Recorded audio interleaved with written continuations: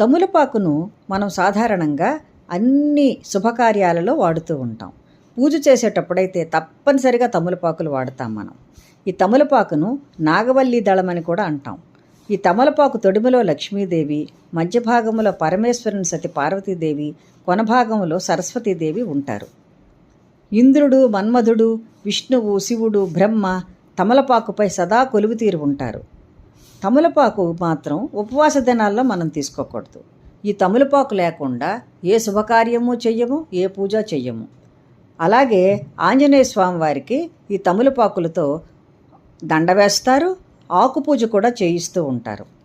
అయితే ఎండిన తమలపాకులు, చిరిగిన తమలపాకులో మాత్రము ఏ శుభకార్యాలను వాడకూడదు, తరువాత పూజలలో అసలే వాడకూడదు. అటువంటివి ఏవైనా ఉంటే మనం తీసేసి ఎంచుకుని మంచి తమలపాకులను మాత్రమే వాడాలి. అంతటి విశిష్టమైన స్థానాన్ని